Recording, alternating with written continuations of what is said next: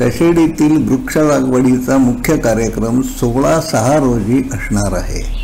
लागवड करण्याआधी काही प्रजातींची बीजे पुरण्याचा उद्योग करण्यात आला।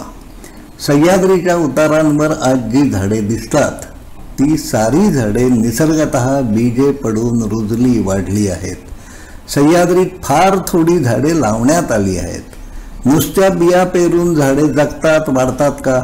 याचे उत्तर नाही असे आहे। हजारो बिया पेरल्या तर फार थोड्या रुजतात, त्यातीलही कमी बियांची झाडे जगतात वाढतात। फार थोड्या प्रजाती अशा आहेत ज्यांच्या बिया पेरून रोपे होऊ शकतील। रानकेळ ही एक अशी प्रजाती आहे की ज्याच्या बिया पेरून त्या रुजून त्याची रोपे वाढविता येणे शक्य आहे। रानकेळीच्या झाडाखाली अनेक रोपे रुजलेली दिसतात। सह्याद्रीच्या उतारांवर जी रानकेळीची झाडे दिसतात ती कोणीही लावलेली नाहीत। या जातीला येथे चवेळ असेही म्हटले जाते।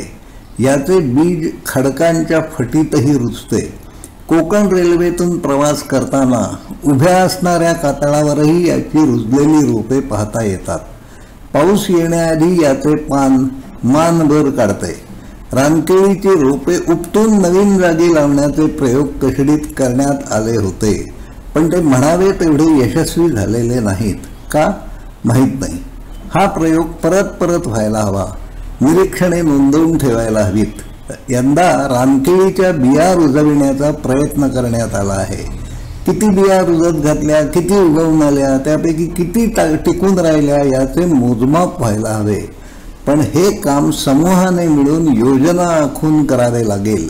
बिया पेरून रानकेळी जगविण्याचा प्रयोग यशस्वी झाला तर सह्याद्रीच्या उतारांवर अनेक ठिकाणी हा प्रयोग करता येईल। रानकेळ पावसानंतर 3 ते 4 महिने जगते। पुरेशी वाढल्यानंतर त्याला केळवण येते। या केळ्यांमध्ये खाण्यालायक असा गर कमी असतो। बियाही आकाराने मोठ्या असतात। केळ्यांमध्ये बियांचे प्रमाणच जास्त असते। रानकेळ हे माकडांचे काही पक्ष्यांचे खाणे आहे। स्थानिक माणसांपैकी काही व्यक्ती या कच्च्या केळ्यांची भाजीही करतात। केळी पिकल्यानंतर प्राण्यांच्या पोटातून याच्या बिया सर्वत्र जातात।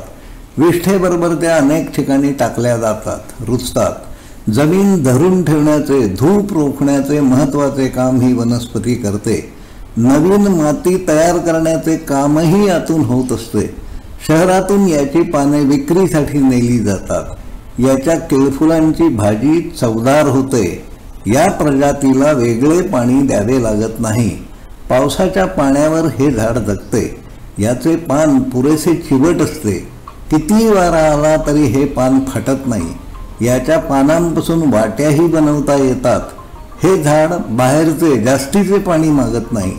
वणव्यात जळले तरी पाऊस आल्यावर परत मान वर काढते, माती धरून ठेवते।